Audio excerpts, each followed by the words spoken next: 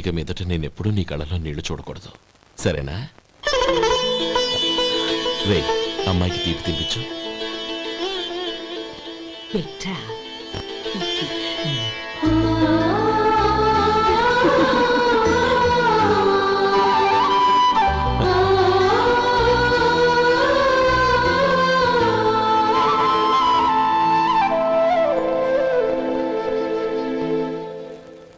మధు, చిన్నప్పుడు నేను ఒక్కడనే కష్టపడుతున్నానని, నాకు సాయంగా ఉండాలని చదువు అవ్వలేదన్న వంకతో చదువు మానేశావు.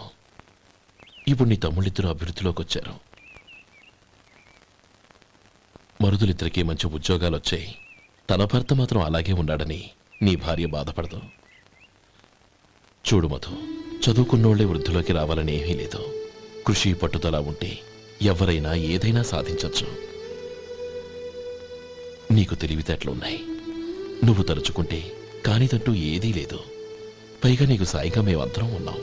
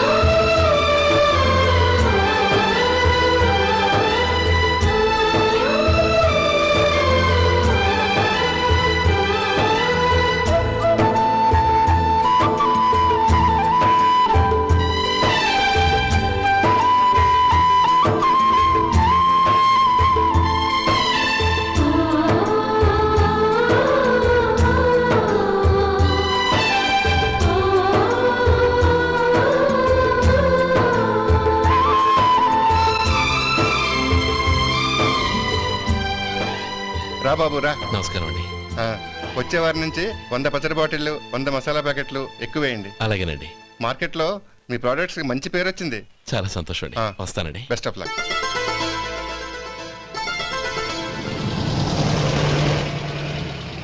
ఆ బాక్స్ లోపల పెట్టవా? అలాగే సార్. ఇక మీద మీ ఆర్డర్లు సగం వేయండి, సరిపోతుంది. అదేంటండి? మీ పచ్చళ్ళు అమ్ముడుపోక చాలా స్టాక్ అలాగే ఉండిపోయింది. ఇప్పుడు అందరూ రుచి పచ్చళ్ళు, రుచి మసాలానే అడుగుతున్నారు. మా నల్లుడి గురించి తక్కువగా అంచనా వేశారు కదా, ఇప్పుడేమంటారు? ఎలాగైతేనే అతను వృద్ధిలోకి వస్తే చాలు. వాళ్ళు బాగుంటే నాకు సంతోషమేగా. ఎవడ్రా వాడు? ఇన్నాళ్ళుగా వ్యాపారం చేస్తున్నాను, నిన్నగాక మొన్న వచ్చినోడు వాడు నాకు పోటీయా? వాణ్ణి పెరగనివ్వకూడదు. వాణ్ణి ఇక్కడికి రప్పించండి, నేను మాట్లాడతాను.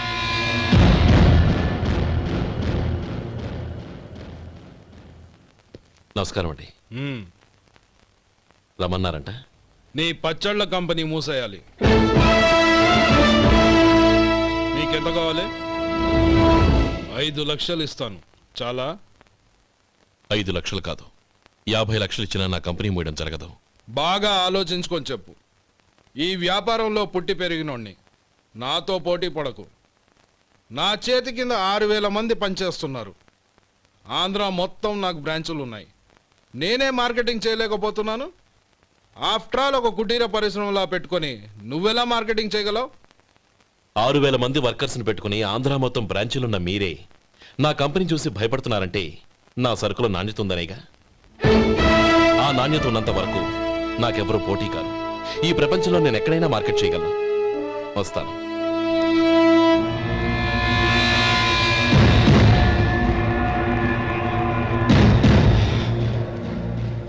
ఇక్కడ ఏం లేదండి. ఇక్కడ ఏం లేదండి. ఇప్పుడు ఊపిరి పీల్చి బిగపట్టు. నెమ్మదిగా వదిలి. ఓకే, లే. నెమ్మదిగా ఇలా వచ్చి కూర్చో. ఏం లేదు, మామూలు కడుపు నొప్పే. ఈ టాబ్లెట్స్ 3 రోజులు వాడు. ఎలా వాడాలో ఇందులో రాశాను. Token number 29. ఏమన్నారయ్యా? టౌన్ డాక్టర్ భయపెట్టేశాడు, ఆపరేషన్ అది ఇదని. కానీ ఈ డాక్టర్ బాబు ఏమీ లేదని చెప్పాడు. అలాగా? ఈ బాబు 10 కాలాల పాటు చల్లగా ఉండాల.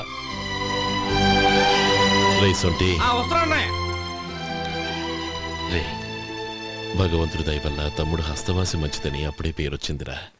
తమ్ముడిని దగ్గరుండి జాగ్రత్తగా చూసుకో. పని హడావుల్లో పడి వేళకి భోంచేయడము. అబ్బే అదే లేదన్నయ్య. 1 గంటకల్లా పేషెంట్ కట్టు, భోజనం పెట్టు. అది అలా జాగ్రత్తగా చూసుకో. నేను చూసుకుంటాను కదన్నయ్య, నువ్వు వెళ్ళు.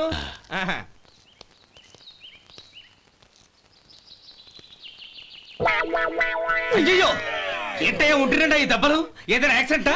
అదేం కాదండి, మరి గోరు కొరికినందుకు ఎలక్ట్రిక్ స్తంభానికి కట్టేసి ఇలా రక్తం వచ్చేలా కొట్టారండి. ఊరు కురికినందుకు ఎలక్ట్రిక్ స్తంభాన్ని కట్టేసి ఇంతలా కొడతారా? వాళ్ళతో మనుషులా రాక్షసులా? చాలా థ్యాంక్స్ అండి, కనీసం మీరైనా అర్థం చేసుకున్నారు. వాళ్ళు అర్థం చేసుకోలేదండి.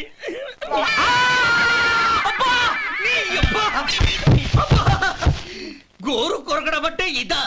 నిన్ను కొట్టడం కాదురా, నిలువురా నరికేయాలి. అబ్బా సెప్టిక్ అవుతుందో ఏమిటో. మన 2 ఊర్ల పొలిమేరలో ఉన్న ఈ మల్లికార్జున స్వామి వారి దేవాలయం జీర్ణదశలో ఉందన్న విషయం మీ అందరికీ తెలుసు. ఇన్నాళ్ళు మీ ఊరు వాళ్ళు పట్టించుకుంటారని మా ఊరి వాళ్ళు, మా ఊరి వాళ్ళు పట్టించుకుంటారని మీ ఊరి వాళ్ళు దీన్ని ఇలా వదిలేశారు. ఈ గుడి మీ ఊరికి ఎంత ముఖ్యమో మా ఊరికి అంతే ముఖ్యం. కాబట్టి మన ఇరు గ్రామ ప్రజలు కలిసి దాన్ని బాగు చేయించి కుంభాభిషేకం చేయించాలనే సదుద్దేశంతో ఒక కమిటీని ఏర్పాటు చేశాం. ఈ కమిటీలో 2 గ్రామాలకు సంబంధించిన ప్రముఖులు ఉన్నారు. కమిటీ ప్రెసిడెంట్గా ఎవరిని ఎన్నుకోవాలనే విషయంలో శ్రీ గోపాలరావు గారి పేరు, శ్రీ లక్ష్మీపతి గారి పేరు పరిశీలనలోకి వచ్చాయి. అందువలన మేమందరం బాగా ఆలోచించి తర్జన భర్జనలు చేసిన మీదట శ్రీ గోపాలరావు గారే అన్ని విధాలా ప్రెసిడెంట్ పదవికి అర్హులని ఈ కమిటీ నిర్ణయించడం జరిగింది.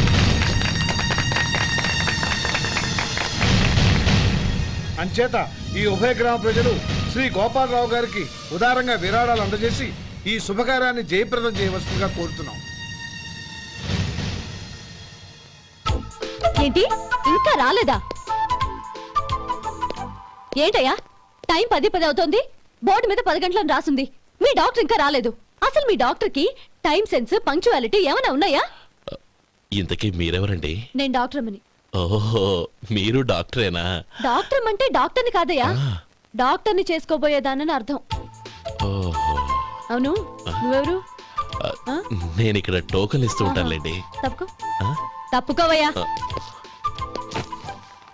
అవును, మీ డాక్టర్ కి ఎవరో అన్నయ్య ఉన్నాడంట కదా, ఎలాంటోడు? ఎలాంటోడంటే అదేనయ్యా, చాలా కోపిస్తని విన్నాను. ఎందుకని అడుగుతున్నారు? ఎందుకంటావేంటయ్యా? ఆ అన్నయ్య మాట వినగానే మీ డాక్టర్ గడగడా ఉణిగిపోతాడు. అసలు డాక్టర్ చదివే తమ్ముణ్ణి అలా భయపెట్టచ్చా? తప్పు కదా? తప్పేనండి. కాని కాని నాకు మీ డాక్టర్ కి పెళ్ళవని ఆ అన్నయ్య సంగతి అప్పుడు చెప్తాను. ఏం చేస్తానండి? ఏం చేస్తానా? సంవత్సరం తిరగకుండానే కవల పిల్లల్ని కని వాళ్ళ అన్నయ్య చేతిలో పెడతాను. వాళ్ళకి 5 సంవత్సరాలు వచ్చేసరికి ఆయన్ని బాగా మొట్టికెళ్ళేస్తారు. అలా నా కసి తీర్చుకుంటాను. ఈ డాక్టర్ ఎప్పుడు వస్తాడో ఏంటో. అది సర్లే కాని నువ్వు పని చేయి. మీ డాక్టర్ రాగానే నేను వచ్చి వెళ్ళానని చెప్పు. నేను అంటే ఓ, నా పేరు చెప్పలేదు కదా, నందిని. ఏం చెప్తావు? అదేనండి, నందిని గారు వచ్చి వెళ్ళారు అని చెప్తాను. గుడ్, పైకొస్తావు.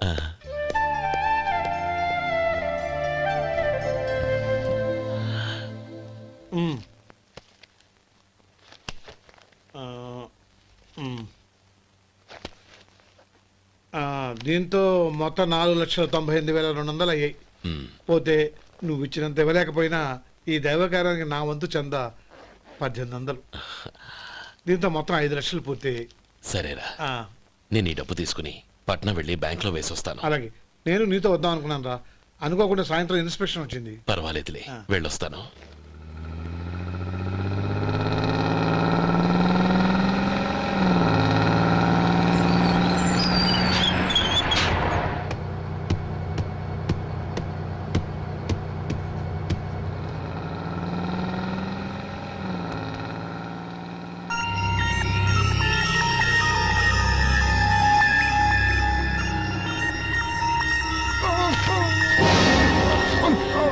మూర్చ మూర్చ బసాపండి బసాపండి.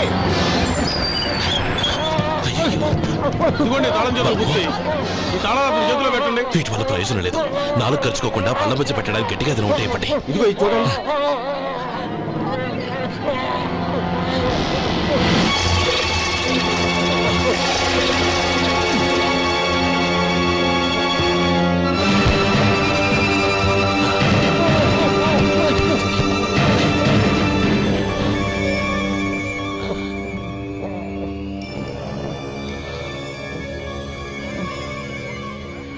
మీరు వెళ్ళి మీ సీట్లో కూర్చోండి. కొంచెం గాలాండివ్వండి. ఇప్పుడు ఎలా ఉంది బాబు?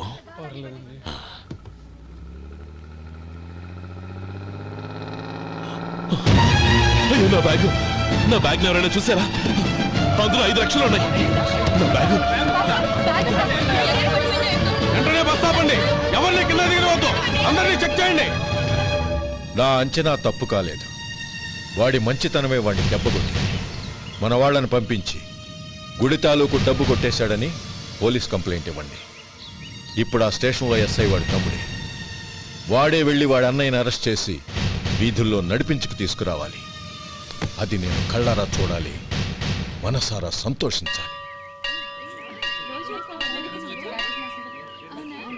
అయ్యో గోపాలం గారు, గోపాలం గారు, మీరు దేవస్థానం సొమ్ము దొంగిలించారని ఎవరో పోలీస్ కంప్లైంట్ ఇచ్చారంట. మిమ్మల్ని అరెస్ట్ చేయడానికి మీ తమ్ముడు గారు వస్తున్నారు.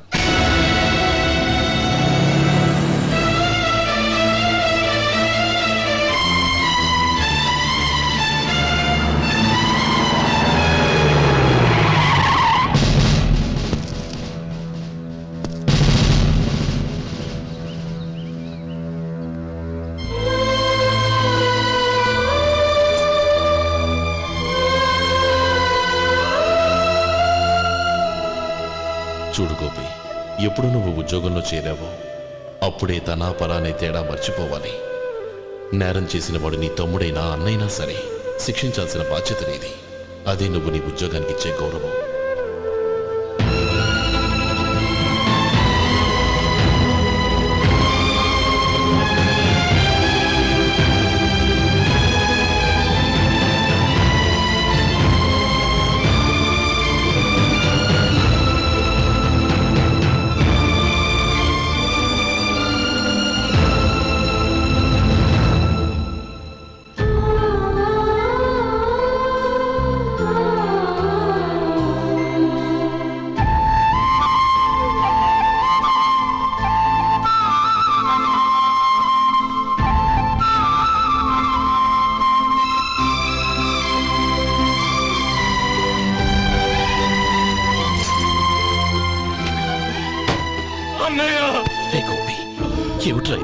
నన్ను క్షమించన్నయ్య. నేను కోరి ఉద్యోగుల చేరిన మాట నిజమే, కానీ ఇలాంటి పరిస్థితి ఎదురవుతుంది అనుకోలేదు. నా ఒంట్లో ప్రతి రక్త పట్టు నీ భిక్షనన్నయ్య. నిన్ను అవమానపరిచి ఉద్యోగం నిలబెట్టుకునే బదులు నా ప్రాణాలను వదులుకుంటారు, కానీ ఈ పని మాత్రం నేను చేయలేనన్నయ్య.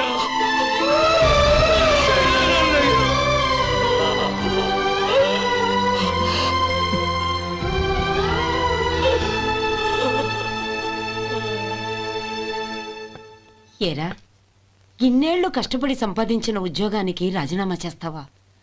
కనీసం నీ పెళ్ళాం ఏమనుకుంటుందోనని ఆలోచించావా? ఇందులో అనుకోవడానికి ఏముంది మామగారు?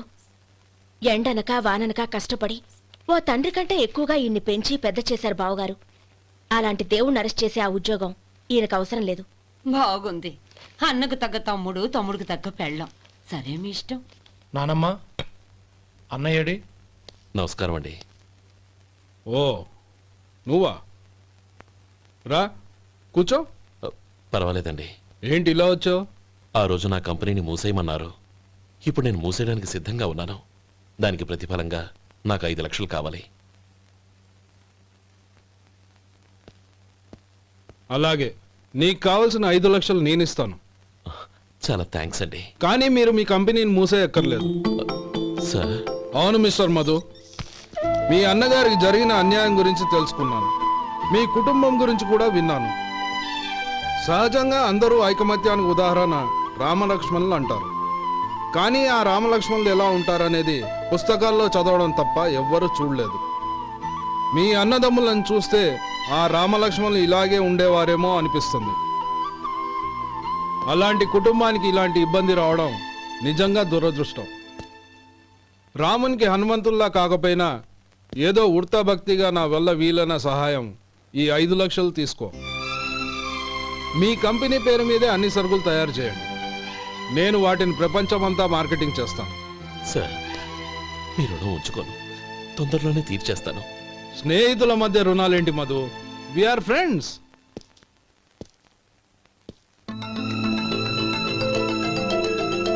ఏంటే అక్కడ ఆగిపోయావు?